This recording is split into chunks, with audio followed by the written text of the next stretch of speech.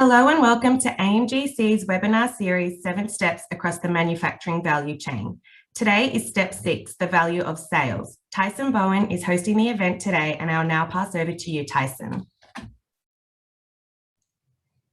Thank you and welcome to everyone. This is the AMGC 7 Steps Across the Manufacturing Value Chain series.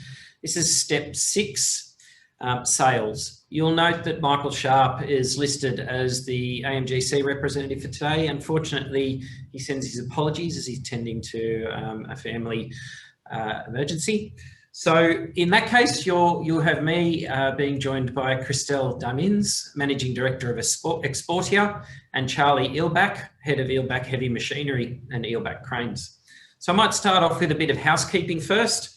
And an acknowledgement to country. So in the spirit of reconciliation, AMGC acknowledges the traditional custodians of the country throughout Australia and their connections to land, sea and community. We pay our respects to their elders, past and present, and extend that respect to all Aboriginal and Torres Strait Islander peoples today. I'd also like to remind everybody that the webinar is being recorded and it will be made available via our YouTube channel shortly after the end of today. And also there are resources on the AMGC website. Throughout the webinar today, if you do have a question that you'd like to pose to either of our guests or AMGC, please use the Q&A function down the bottom of the page and we will respond to it verbally throughout the session. So without further ado, I would like to introduce our speakers individually. So Christelle Damins, as I mentioned, is Managing Director of Exportia. Christelle is also a published author. And as part of Christelle's time and generosity today, she is extending an open invitation to anyone on the webinar to gain a copy of the 4 Steps book that she's published. So I might pass to Christelle first to introduce Exportia herself and a little bit about the book. Thank you, Tyson, and thank you for the AMGC for inviting me, and nice to meet you, Charlie. I'm the owner of a business called Exportia, and at Exportia we provide an outsourced European sales and marketing team. And our mission is really to take Australian B2B manufacturing and technology companies to their first €1 million in sales. And we have a track record in it. And so the book that I'm extending a copy to any participant that would like to have one is basically about our proven methodology that we have used over and over with Australian companies in the European market. Great, thank you, Christelle, and thank you for the generous offer. Charlie, who is Head of Heavy Machining at Eelbach Cranes, I'd also like you to just take a moment to introduce yourself to everybody on the call and give us a bit of background on yourself and Eelbach. Yeah, mate, for sure. I'm Charlie Eelbach. I'm not the founder or the owner of the company. I'm the 3rd generation father and son combination in the business. My old man, he's the 4th generation. He's still currently the owner. Where our main focus or core business in the industry is manufacturing overhead cranes. We're the leader in the Australian market. But currently, which I suppose will get talked about a bit today, is we're going through a large phase of diversification in our business. We're developing a very large division in contract manufacturing and contract engineering for the Australian market. But yeah, it's exciting times here. So here I am sharing it with you. Excellent. Thanks, Charlie. And yes, manufacturing is growing, and there is a whole lot of stuff going on around the country to both meet the current need, but also forge ahead in the future in areas that we haven't even imagined yet. So with that, I might just take a moment to talk about manufacturing and the manufacturing Smiley curve, and we might have a slide that comes up to support that. So manufacturing is 7 steps. Obviously today we're talking about the 6th step in sales. And most people think of manufacturing as raw production, that one step in the middle. But to understand that fully, we have to go back a little bit and look at manufacturing over the time. So in the 18th century was this focus on mechanical production and putting things together. That then slowly has evolved over the centuries. And in the 19th century, we saw manufacturing change and mass production. Everyone thinks about Model T, this whole assembly line. But that then brought in different challenges where you needed to consider what needed to come in and then what needed to go out to keep that production element moving. By the 20th century, we had automation join the mix, and that then started to add new disciplines on either side in the form of design. And what we're talking about today, sales, which brings us to Industry 4. And Industry 4 is the 7 steps. And as the centuries have progressed, so has the involvement of different disciplines in manufacturing. So now we have the pre-production elements of R&D, design and logistics, and the post-production elements of distribution, sales and service. And those pre and post elements are now forming what we term the manufacturing Smiley curve. And a lot of the value gained from businesses is in that pre and post production. And if we look at companies like Apple, they're very strong in the pre and post, and they actually outsource the production element to a different company. And Charlie, you might be able to talk about this a little bit later about how Ilbac is embracing the latter part of the Smiley curve, because you're already really quite strong in those earlier parts as well. So manufacturing is more than just production, I think is the outtake. And Christelle, your experience in growing companies Yes. and particularly in the sales area, how important is that post-production element of the discussion with an emphasis on sales? I think it's really big, because what happens, so it's good to get a client, to get your first clients in Europe. But once the product, especially if you're a very innovative technology, what happens is you get your first client, it's a very innovative technology. You really have to hold their hand for them to adopt the change and love your product. So any post-production is a great way to secure your client longer term. So it's good to get a client, but the most important in manufacturing is to keep it long term. So post-production is really important in all the adoption, training, change management that is needed post-sale, basically. Great, thank you. And Charlie, you're sitting in a new office that will soon be populated with staff. Obviously, with Ilbac being a leader, that relationship with your customer is key. How is sales going to play a role in the continued growth of the business? We might just get you to unmute there, Charlie. Yeah, sorry, mate. That's all right. Yeah, good question, mate. So, yeah, obviously we got 2 product lines of our business. Yeah, one being overhead cranes, which we've been dominant in the industry for 30 years. So our name in the Australian market is very strong. For people think overhead cranes, especially on the major sites, mine sites, etc. They think overhead cranes. They think Ilbac, because we're basically the only strong Australian player. So a lot of sales do fall on our lap due to that. But what we've noticed a lot lately, we're trying to push a new part of our business, which is making people realise we're not just building cranes anymore. So the selling part comes in again. So we've got people on the road, including myself. I'm flying around nationally, basically standing in front of people, and here we are pitching again to major players and minor players. You don't know where anything leads, so you got to get in front of all people. And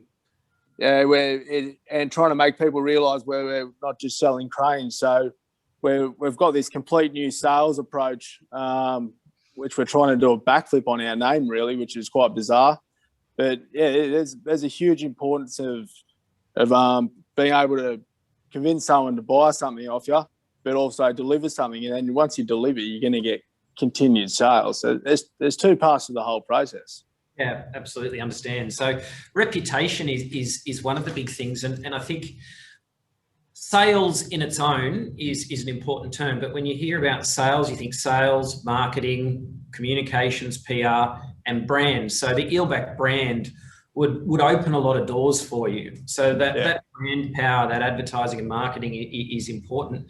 Christelle, how do you find that the power of a brand or those little things that turn up in news or online help open some doors for Australian companies in Europe? Yes, so in my business, we deal with small and medium-sized companies. And we are brand new when we go to Europe. So we have to make the best impression we can, because we have to have a very clear message about what does the company do. It needs to be quite consistent and quite neat, because we want to picture a very professional business. We want to create trust, and therefore the marketing and the brand, but also the way we interact with European customers needs to be aligned. If you're a premium product or a very high quality manufacturing product, you have to be very sharp in your exchange with the European customers. You want to really build trust, and therefore you need to be responsive. So it's not only just a logo or a brochure, or it is that as well, but it's also how you as a salesperson present yourself and how responsive you are, how much you're listening to those customers. So it's kind of a whole, I would say. Thank you. This question was posed to Charlie, but I might actually get Christelle to answer first, then throw to you, Charlie. Australian made, and the question that was posed to Charlie is, does it help and does it matter? Do people care in the markets that you're operating and liaising with, Christelle? And then I'll come to you, Charlie. Yep. So in terms of the Australian made, to be honest, if I look at Europe, which is what I know best, they don't really realize how much we are manufacturing in Australia. So they're pleasantly surprised. There's a few niche where Australia has a very good brand awareness in Europe. There's the medical sector where we have some very good brands that are leading the way for us in Europe, smaller to medium-sized businesses. There's also the water industry where we have some good knowledge. There's e-learning. So we have a couple of niches where we are a bit more well-known, but otherwise there's a good perception of Australian quality. And Charlie, as you said, preeminent crane manufacturer in Australia of lifting equipment. How does that Australian-made element work for yourselves? Especially right now, it's massive. Australian-made right now is huge. We're being approached by huge companies,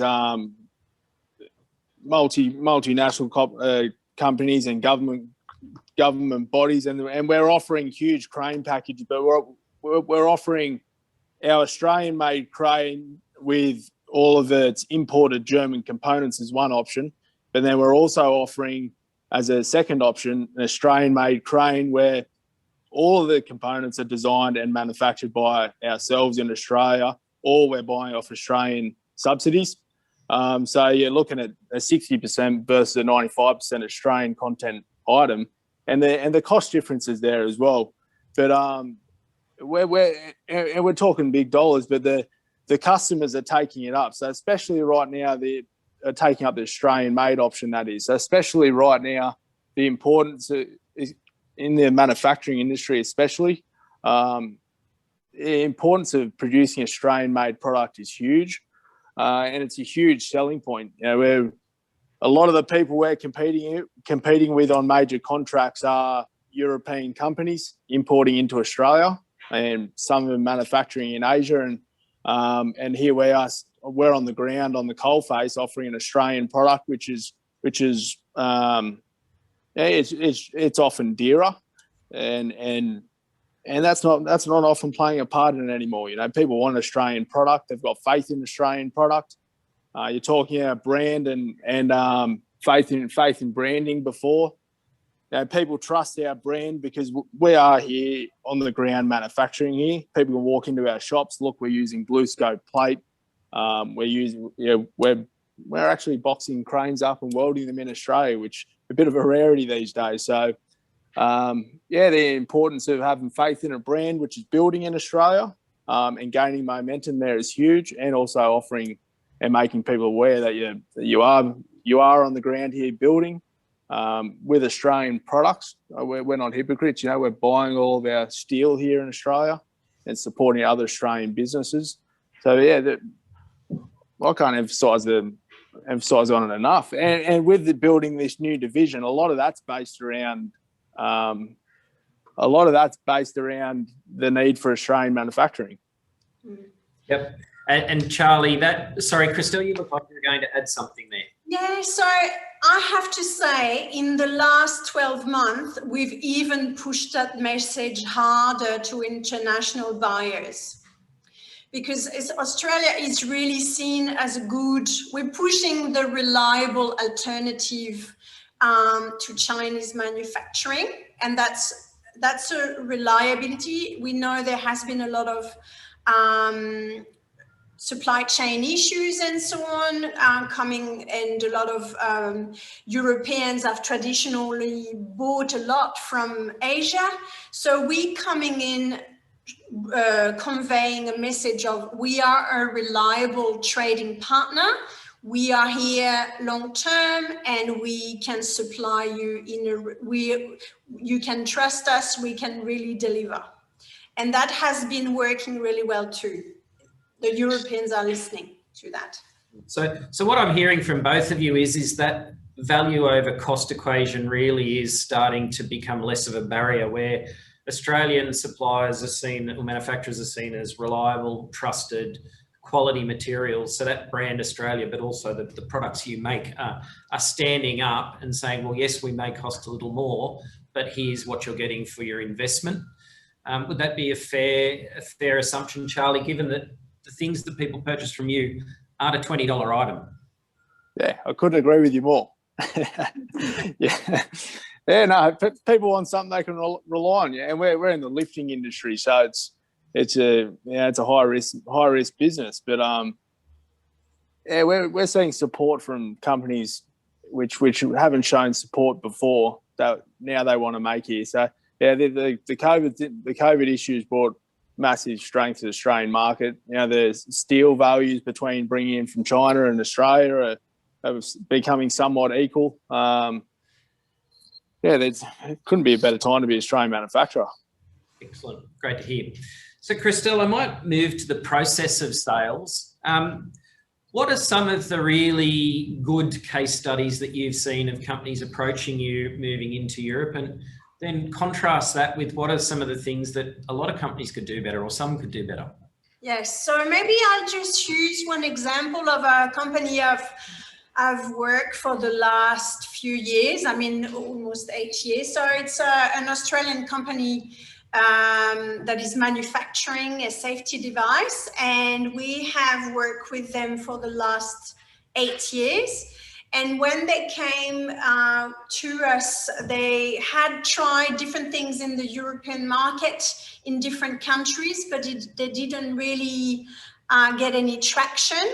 They had hired also somebody in Europe, but it didn't really get any results. So what we did is we really focused on one country where they had a good initial traction, and we just focused on the core industry where they had a real value add. So they were very active in mining, like a lot of manufacturing companies maybe on this audience today. So what we thought is, okay, construction is a very good industry that is very similar. They have some issues and that are a bit, there's some similarities in the issues they encounter, and therefore we come with that product with a real value add. And so we just hit that message constantly to that industry in one specific country. So we didn't go Europe-wide all over the place. We were very focused. When in the country we had validated there was potential and a good response. And then we just worked with distributors as well. We trained them. We generated leads in that industry, which was the construction industry. And we really built the sales with the distributor hand in hand, and just won the client site after site after site. Once we developed and scaled that market to about 1 million, we started to help the company hire locally, and then we set up independent sales agents, and then we moved to the next country. What we were having that solid revenue stream flowing, we could then expand further. But same strategy. Okay, construction, I have those same issues again. I'm going to Germany, which are my top clients. I'm knocking on their door. I'm finding my distributor. I'm training the distributor how to sell that technology. What are the key message? So always the same process, and always really being very focused on where are we solving a problem, for which customers are we solving a problem. And that works really well, actually. We've done that with many clients in Australia. So in your instance, Christelle, you're brought in as a trusted partner to undertake some of the sales process on their behalf. Charlie, given that as I said, your remit is slightly different, do you outsource some of that sales function to others? I mean, you said you were on the road and talking to people, but the marketing, the branding, or the comms, or even the sales element, how does LBAC approach that on the ground? It's all really done in-house. We've got a graphic designer and basically a couple of key people who tackle our marketing approach. But we're due to we haven't hit magazines much or taken hard to the web. When we've produced a few new products for the export market, we went down the road of running some magazine ads and the likes. But me being quite a young bloke, my biggest sales tool has been LinkedIn, and that's because I can approach the people I want to approach. You know, there's a part of it where I put photos up and little blurbs which you know, they gain people's attention, and I make them quite comical, and I show off my staff. You know, I show a lot of praise to my team on there, which gives them a lot of, you know, pumps them up a lot, which makes them want to, you know, do better, I suppose. But by doing that, I feel I gain a bit of attraction, and once I get that attraction, I can target the right people. So I start targeting CEOs and managers and ops managers, that people that care about their business. So I see LinkedIn as a very powerful platform for digital marketing. But that's where I've seen the most success at the moment, is through LinkedIn marketing. I know when I've talked to Michael Sharp quite a few times, he's pretty fond on LinkedIn marketing. And it's a great tool. You know, you can show yourself off, but you can also target the right people. Whereas you put onto a magazine or a website, you're relying on people just finding you. Whereas if you're on LinkedIn, you can find in both directions, which is quite strong. Yeah, and Sharpie is a big advocate. It's if he stopped posting on LinkedIn, he's either out of range or he's on holidays, and that's about it. So, yeah. And it's interesting that you mentioned the online platforms as a sales tool. For those that haven't looked at our 10 ways 10 ways to succeed in Australian manufacturing report, there is a case study on a company called Norweld, who manufacture components for the back of utes and four-wheel drives. And their digital presence was the door that opened an export market to them. So they were posting pictures on Instagram and LinkedIn of their products, and all of a sudden the UAE market showed interest. So again, some of the most simple steps that don't cost a lot of money can open huge opportunity for you. Christelle, would you agree that that's sometimes how companies get noticed overseas? Yes, I think it's really powerful. We have had the case of companies, or depending on the sector, hospitals or government organization or large multinationals contacting our clients because of an Instagram post, a video, or a LinkedIn post. It is powerful. We usually like to have different components to the marketing. So with like digital conferences and then a digital campaign. So of course we don't do trade shows face to face, although in Europe it's starting to come back. But we like to use digital media, social media as one of the components, and it really reinforces the whole strategy. It creates more traction. So in parallel to that, we would do digital congresses for specific industries. We would also sometimes run magazine ads as well when we know it is the right magazine, because sometimes it's a bit expensive, much cheaper to go social media for sure. And I agree with Charlie, it's quite powerful, and people check you out on social media as well automatically. So I agree with that. Probably a good time to bring up our first poll question, and that talks to the idea of online selling.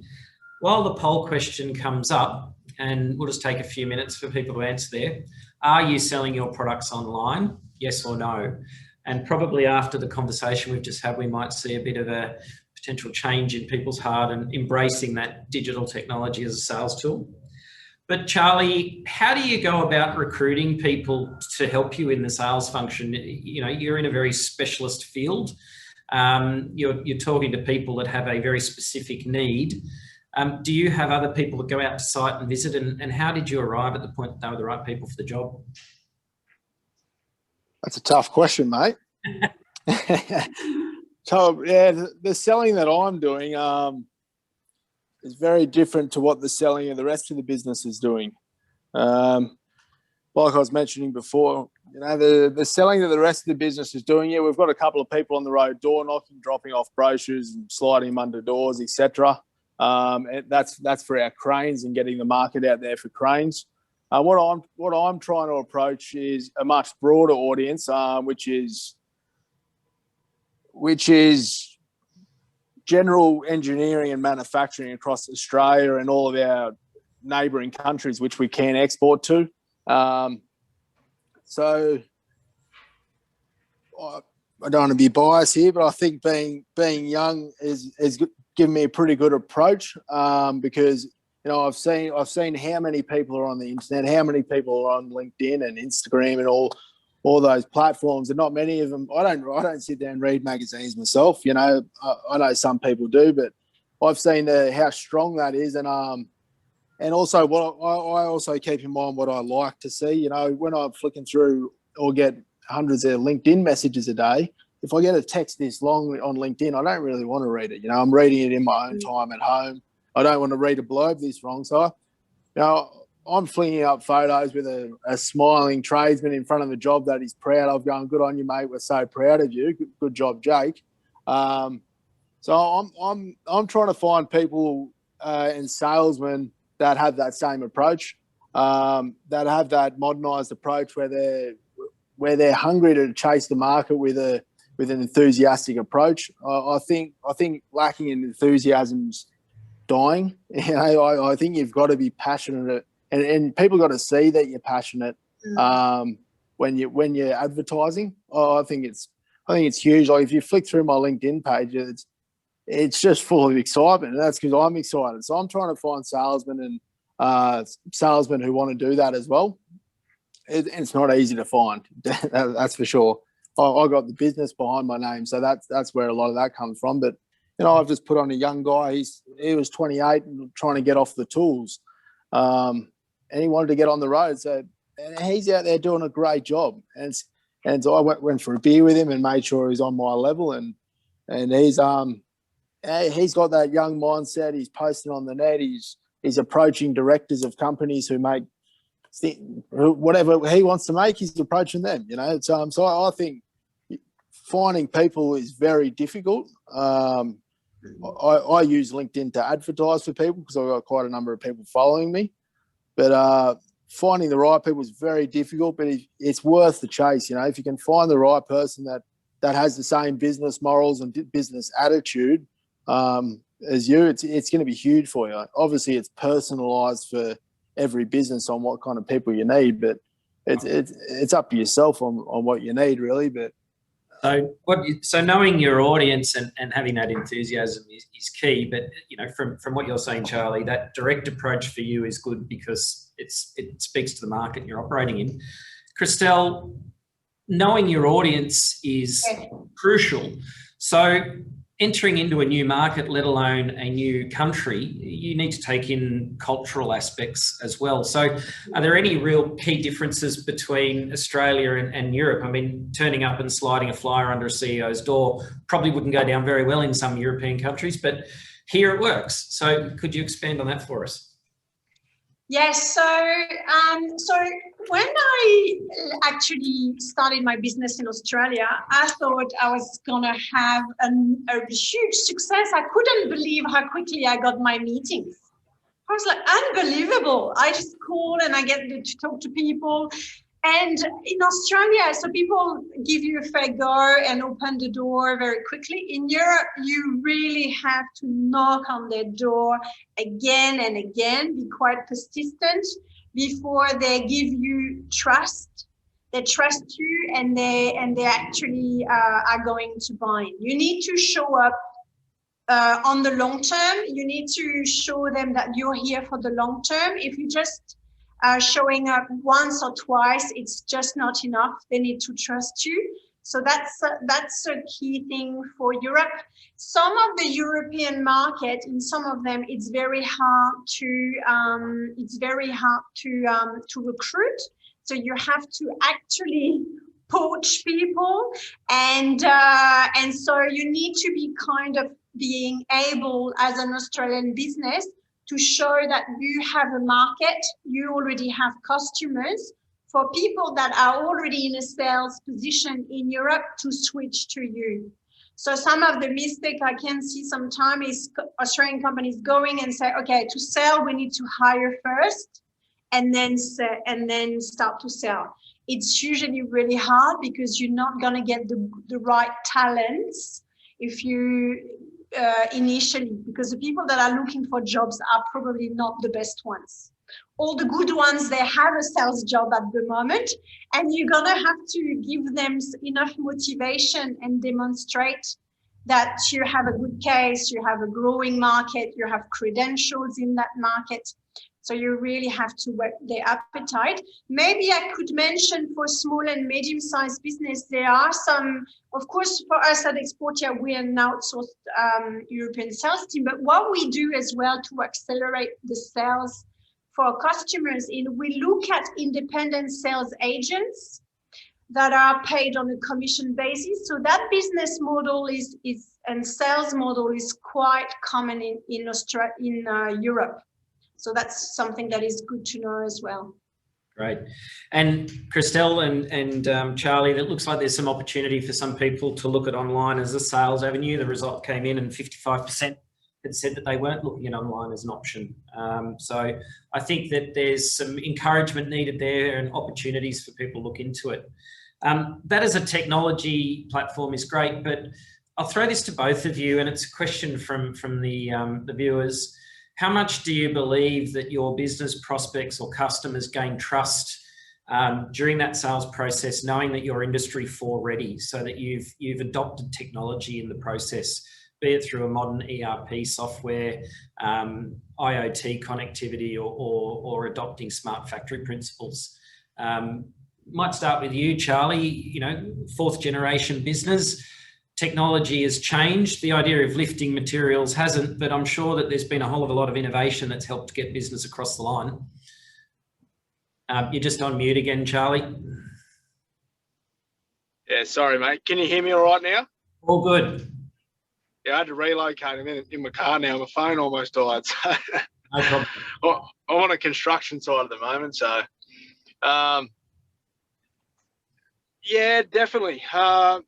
So not just myself, my old man, I won't call him my old man, Tommy Allbeck, the owner,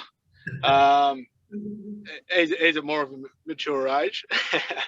But so, and he himself, he's got an extremely modern approach to business, which isn't, that can be a way, assigned to any guys who've been in business for 40 years. But we're building this workshop here, and we're investing in not sure if you want to call it 4.0, but we're investing in state-of-the-art brand new equipment. So we're investing in modern equipment and modern technology with our machines, and modern electrics and smart technology in our cranes, which a lot of our competition in Australia are not. A lot of the heavy engineering workshops are bringing in second-hand equipment from overseas. It's heavy on the capital approach. It's expensive, but we see we're investing in modern technology and modern machines. We're going to be able to gain efficiencies in how we produce products, but it's also a huge selling point to customers. We have our workshops are nice and the machines are beautiful, and that's because they are new and modern. But the amount of people that, if I can just sell them and get them to the workshop, the sale's already over. People want to see modern investment, and people want to see that you're going to be producing their equipment with modern technology and modern machines. So that's where we're investing. We say it's powerful, and we say it's the direction that people should be taking if they can go that way. We're investing in equipment, so it's expensive, but that's not the same across the whole industry. There's intangible 4.0 that people can invest in, which is going to benefit their business. I speak from where I'm coming from because we're a manufacturer, and that's what I know about. But modern investment and technology investment is definitely the way forward, and just definitely the way to succeed. You produce products much faster than anyone, and because the machines are modern and technology is modern and everything's efficient. It's the way forward, no doubt about it. And Christelle, how much is that modern manufacturing or advanced manufacturing or industry for, depending on which market you're in, play into potentially converting a sale to a customer in Europe? So it depends who you're talking to. So if you're talking to somebody who is not really understanding the manufacturing process, and it's not their headache right at the moment, I would not bring that up straight away.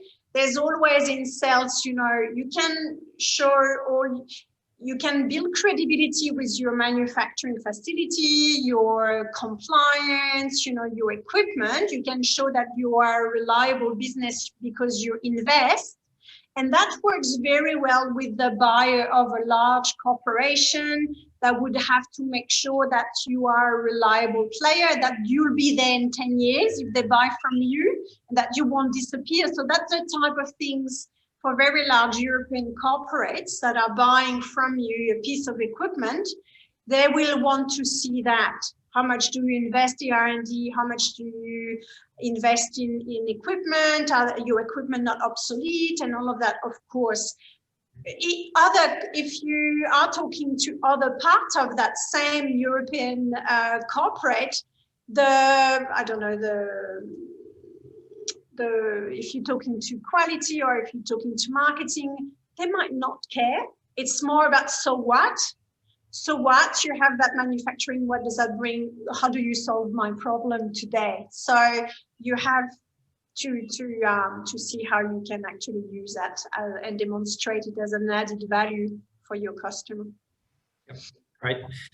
Peter Taylor's just asked a question in the chat section. How important is a CRM and what do you recommend? I might tackle that one first, only because having experience in the car industry at a head office level, Peter, a CRM is crucial. If you don't know who your customer is, where they are, what product they have, and what's coming down the line that might be applicable to them, you're flying blind. And with the car industry specifically, there are legal implications to not having that data, particularly when it comes to recalls and other things. But having a solid CRM with good robust data is crucial today. It gives you the ability to offer extended services or contact them when there are updates. Personally, I've had experience with a number of different ones, and more recently Salesforce, which has a huge amount of potential on board. Charlie, how important is it to know where your product is, who's got it, and what you could possibly extend to them over the life of their purchase, not just once you've sold something to them? Right. Do you want to say that once more? So having a solid CRM, a customer relation management tool in place, so a database of who they are, when you're selling, how important is that so you can follow up with them?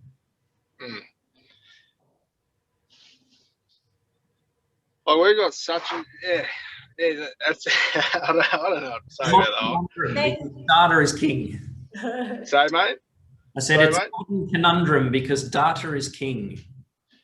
Yeah, I don't know. Like I'm 10 years in this business now, but five years at off the tools.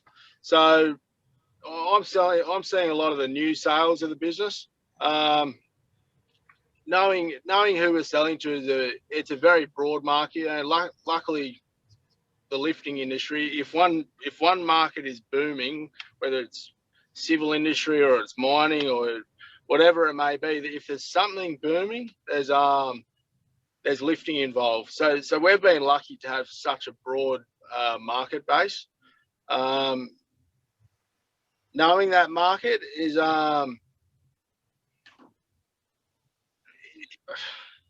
don't really know, mate. Lost without it. Well, I might throw to Christelle. Float it over to the other side, though. Yeah, no, I'll take it. Christelle, I'm going to approach this from a different angle with you. Yes. You represent companies in Europe, but you are also selling a service yourself. So there are customers that are purchasing your services. Yep. How important is a CRM to what you do and also the services that you offer them? Yes, so actually I can straight away jump into our customers and how we use a CRM with them, because we use their CRM most of the time. And if they don't have one, they use our system. So for us, what's important is, because we're salespeople, I need to know for my customers how many leads we have. So I know to convert one customer, I need probably 100 leads or 50 or 20, right? And I need to be able to track that funnel and see, how many times have we called that client? Are they saying no? Are they saying yes? And how are we gonna move them to the next stage of the sales process? So we usually like that the CRM reflect the sales process, obviously. So initially it could be, like Charlie mentioned, a lead from LinkedIn. So it's a lead. So you contact them and you say, step 2 is, would you like a demo of the product? So that's step 2. And so you need to be able to see how the sales process is flowing until you convert. So once you've done the demo, you say, okay, would you like us to define some technical specification with you? So then there's that step. After that, there is a quoting, and then there's a closing. So definitely we like to be able to track that and see how our funnel of leads is going. And this way we can identify, okay, for that market, for Germany, we don't have enough leads. We need to run a campaign, get more leads in. Or for that industry, whether it's pharma industry or chemicals, we say, okay, we need 1,000 leads, and we need to start generate leads by cold calling. And so, yes, CRM is really important, especially for Europeans. You need to be able to monitor who's actually accepted to receive some marketing information from you or not, who's with the privacy, with GDPR. You need to offer them to opt in, so that then you can market to them and they can receive messages from your salesperson on the phone, but also on, via a newsletter and so on. So you can use the CRM as a very powerful marketing tool. Well, we might be getting close to time shortly, and we might give everyone an early mark to get some lunch today. Normally, Sharpie would ask about a book, but given that Christelle is offering a book, I've decided to approach this slightly differently. Is there any examples of companies that you would say have done it really well, or some advice that either of you were given from somebody that's helped shape your view on sales? And remember that sales includes those critical functions of marketing, PR, brand, and comms. I'll kick off, and it was something that was said to me early on in my career. Think like number one, act like number two.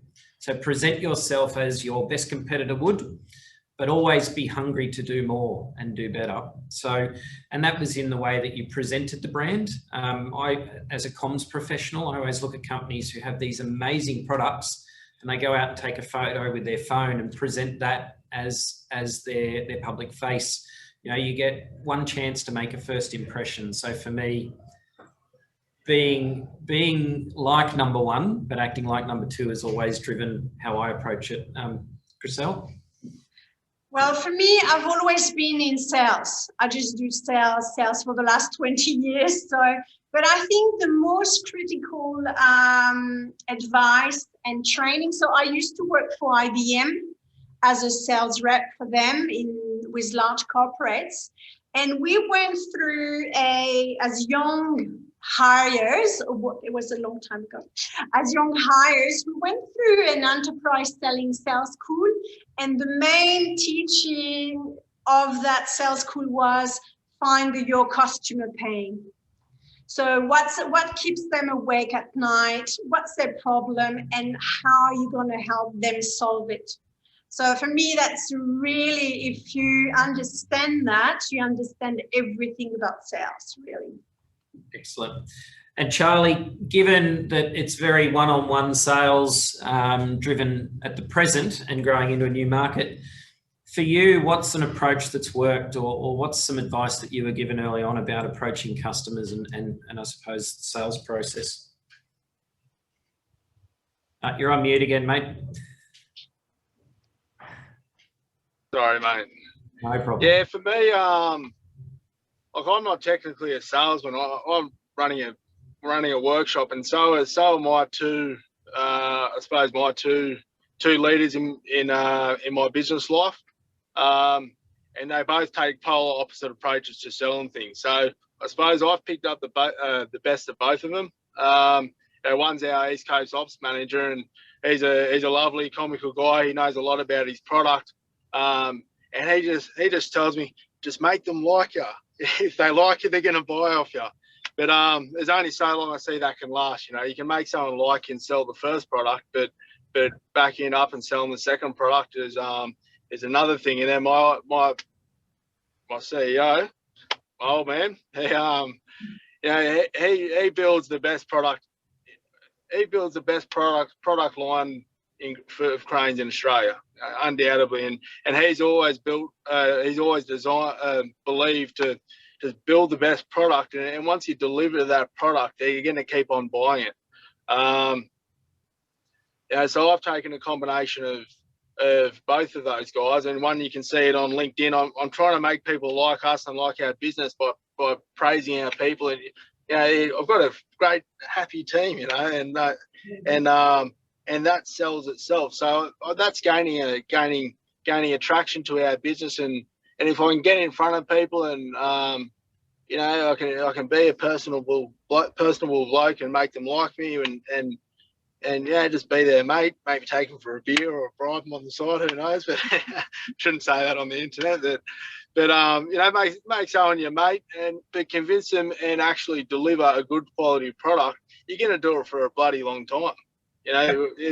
We're not really losing customers. We're gaining customers because we're delivering what we say we're going to deliver. Complete transparency.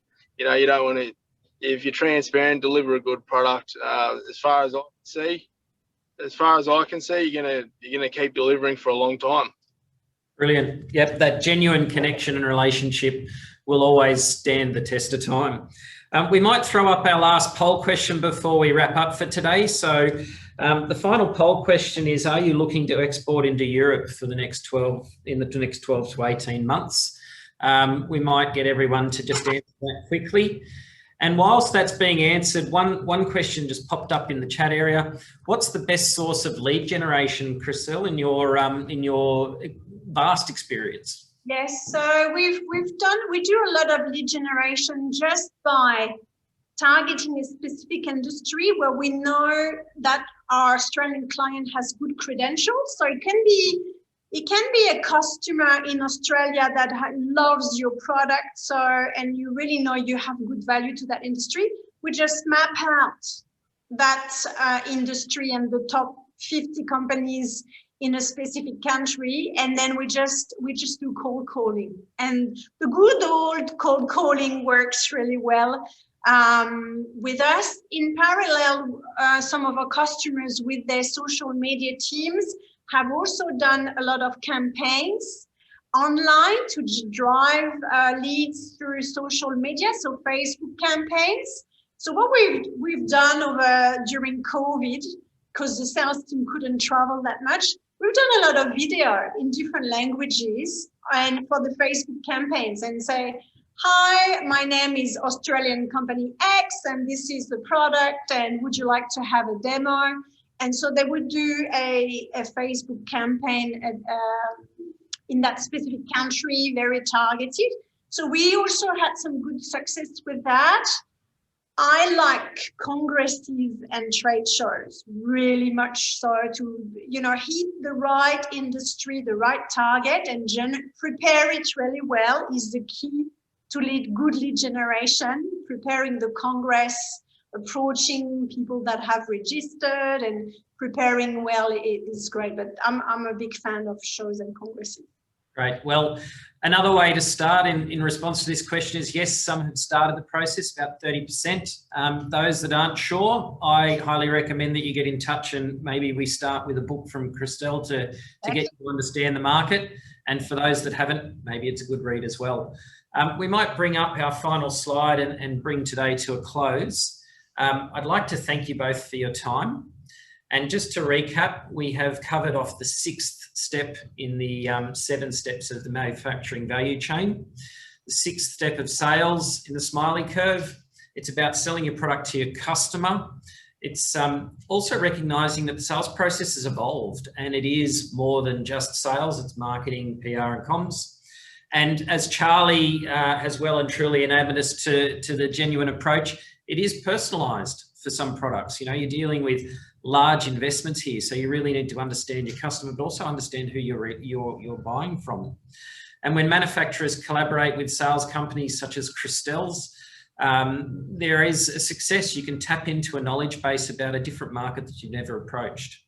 So if you wish to learn more about the 7 steps of the manufacturing value chain, there's plenty of places to gain information from on our website. I'd encourage you also to join us for our 7th and final step, being services. And Charlie, I'm sure that having machines and people on the road and keeping things up in the air is critical to what you do. You can register for that event at amgc.org.au on the events tab. And if you wanted to know more about AMGC or any of the services and you're not a member, you can join on our website. It's free. You can send us any information or send us any questions to inquiries@amgc.org.au. And for anybody that would like to access a free copy of Christelle's book, here it is one more time, please send us an email with your name, company details and address, and we will forward that on to Christelle. Please visit the Manufacturing Academy for more information from manufacturing peers about their experience in Australian manufacturing. And if you are a company that can offer any services to the response to the COVID pandemic, please visit connect.amgc.org.au, and there you can source products or offer your services in response. So I'd like to thank you both for taking the time. I know that it's a big commitment, an hour out of your day. We really do appreciate your insights and your enthusiasm. Charlie, I look forward to visiting your site, given that I'm a resident. And Christelle, I really do thank you also for taking the time. And we look forward to seeing you on the next one. Thank you Thank so you much. very much. Cheers. Thank you so much.